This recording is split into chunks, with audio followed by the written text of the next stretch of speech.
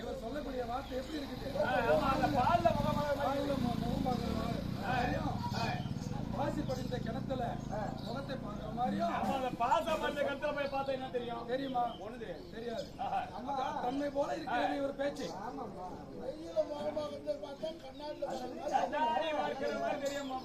அதனால இவர் யாருன்னா எங்க பிறந்தாங்க, எங்க வளர்ந்தாங்க, யாருக்கு தாயாரி இப்படி என்று விளக்கமாக தெரிவித்தார்.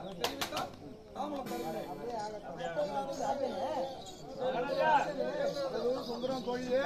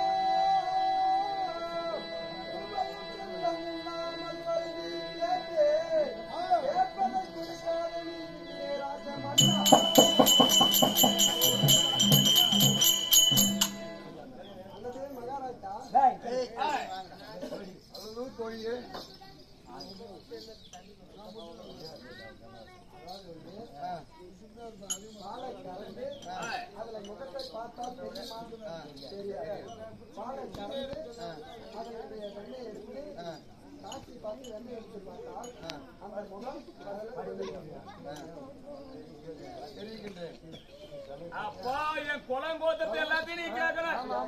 அதான் உங்க ராணியம்மாவோட வச்சு. ஆனால் பெண்ணே பொன்மாலை, பெண்ணே பொன்மாலை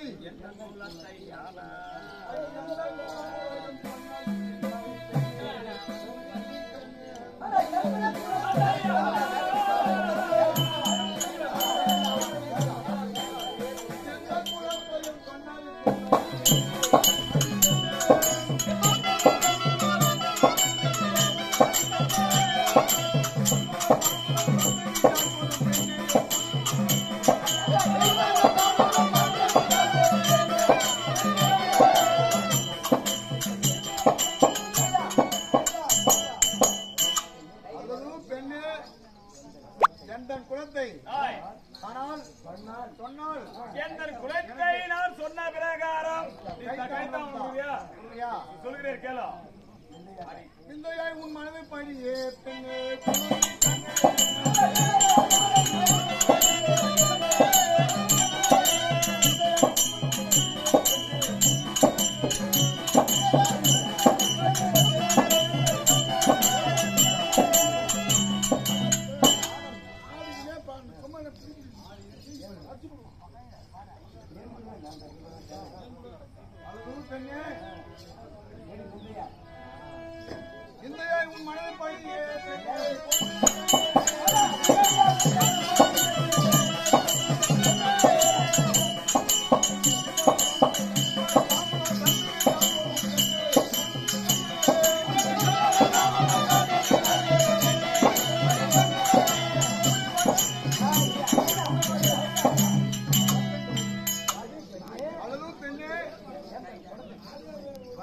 எந்தன் குழந்தை சொன்ன பிற்பாடு எனக்கு கைத்தாம்பலம் தருவாய் தெரிவிக்கின்றேன்.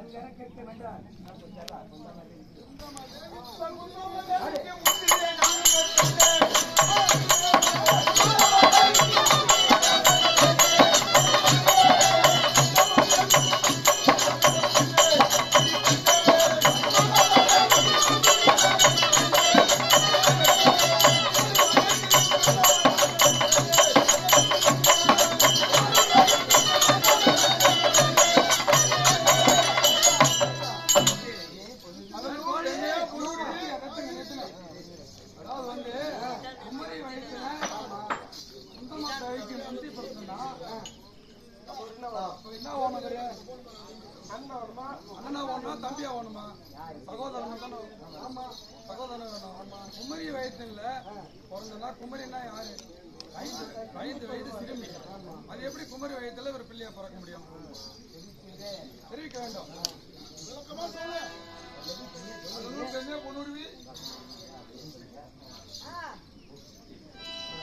இந்த பெண்ணை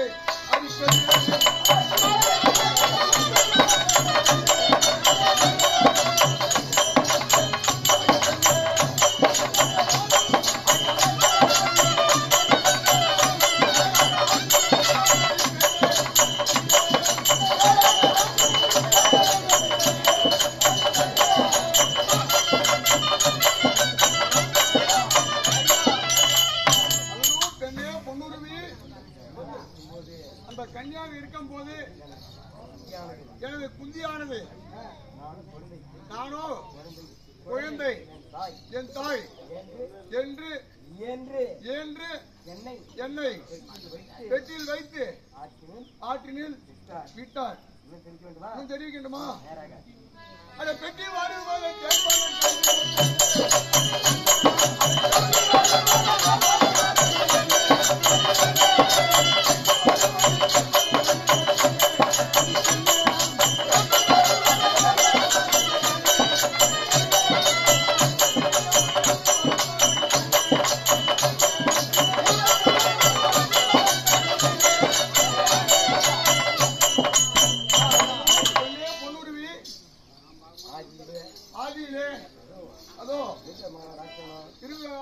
ராஜனும் தனது தந்தையும் தேரோட்டி கொண்டு அங்கு வரும்போது பெட்டி ஆற்றில் வைத்து விட்ட போது அங்கு என் தந்தை பெட்டி வருகிறது என்று சொல்ல அப்போது திருராஷ்ணன் பெட்டி எனதென்றும் சொல்லவும்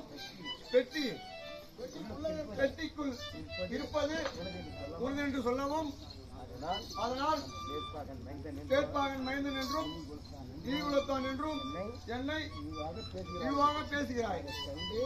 அதை கண்டு நீயோ தாய் வீட்டில் அமர்ந்திருக்கிறாய்.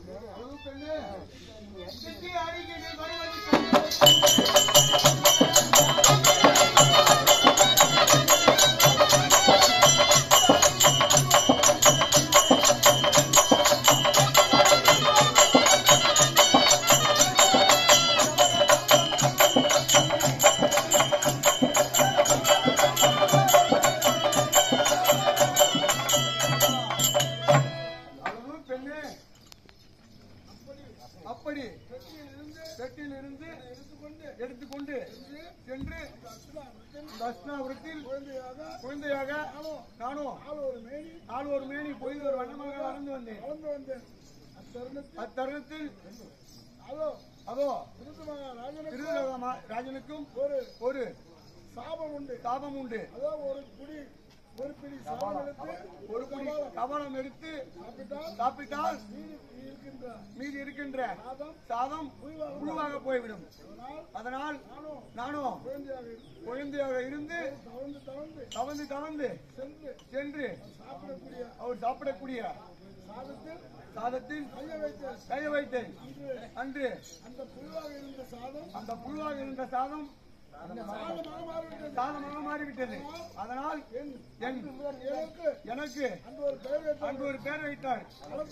களத்து பூவை நீக்கியதால் கர்ணன் என்று பெயர் வைத்தார். பெயர் சூட்டினார்கள். அன்று முதல் இன்று வரை நானும் அங்கே அஸ்னாபுரத்தில் அங்கிருந்து அளந்து அங்கே எனக்கு அங்கு தேசம் என்று ஒரு நாட்டை அளித்தார்கள். அந்த நாட்டை நானும் சீரோடும் சிறப்போடும் ஆண்டு வருகிறேன். ஆனால் எனக்கு தாயும் தந்தையும் தேர்ப்பாகன் இல்லை. என ஈன்றெடுத்தவள் குந்தம்மா தேவி. எனக்கும் ஆயாதிகள் வந்து பாண்டவர்கள் தான். விளக்கமாக தெரிகிறாயா? அளவு பெண்ணே பொன்னூறு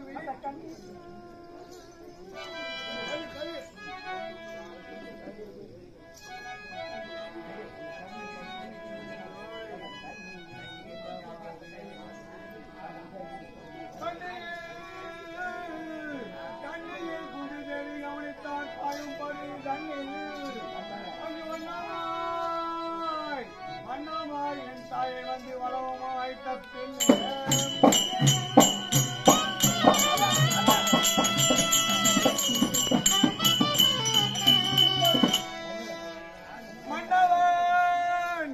மன்னவன் உதிக்கும் பாரில் இந்த பாவி மன்னவன்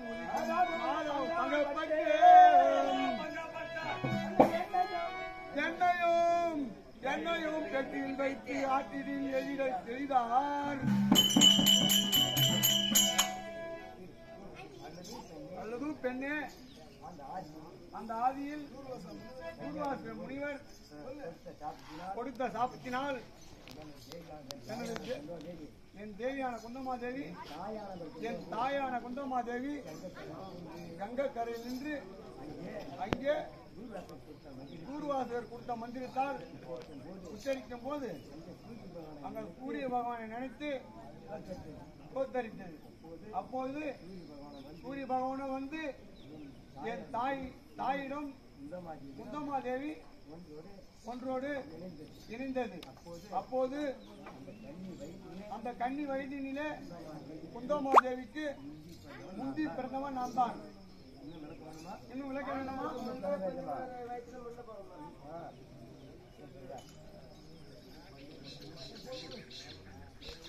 ஐயோ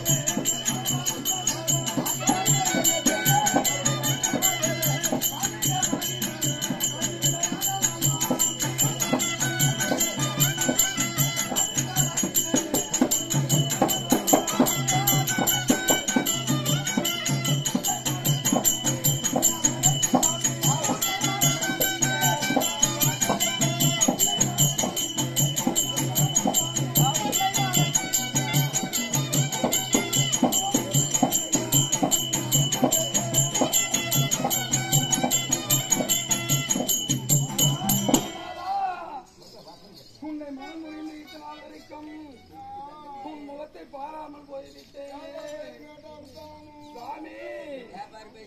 நினைத்து என் உருவமெல்லாம் புரிந்து விட்டது சாமி. கேட்பார் பேச்சை கேட்டு வீரழிந்து விட்டேனே சாமி. என் தலையில் தைலமிட்டு வாழி மூடி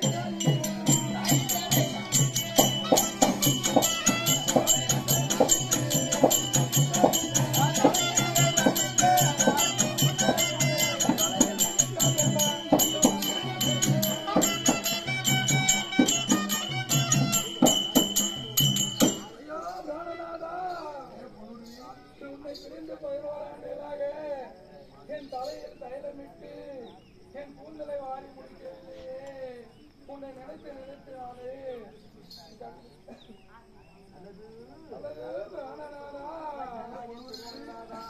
மன்னவா மன்னவா என்றான மணிமுகம்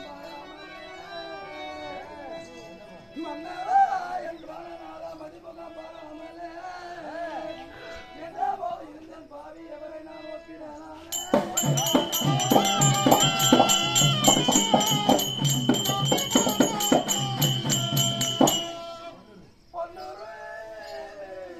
பொன்னுரியான உந்தன் பூபதி அரசே போற்றி பொன்னுரியான உந்தன் பூபதி அரசே போற்றி.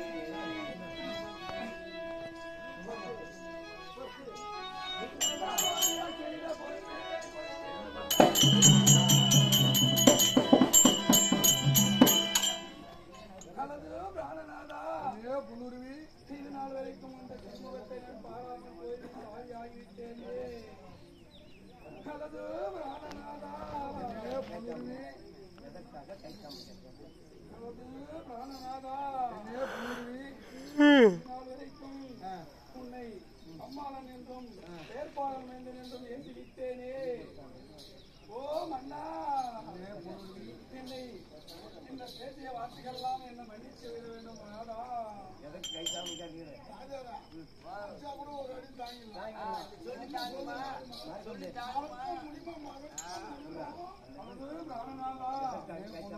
எதற்காக கைத்தாமலம் கொடுக்க வேண்டும் என்று தெரிவிக்கிறார்.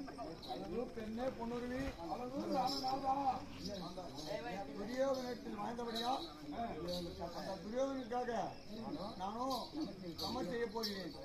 அதற்காக கைத்தாம்பலம் தருவதற்கனே ராமநாதா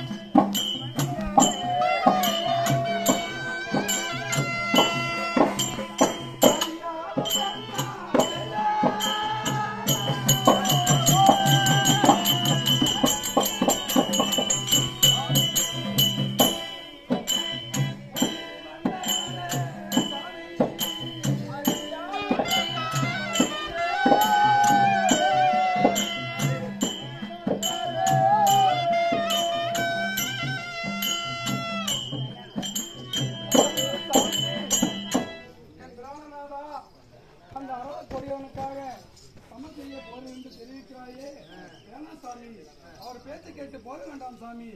சாமி என்ன நேரம் இப்போ? இரவு நேரம். அந்த இரவில்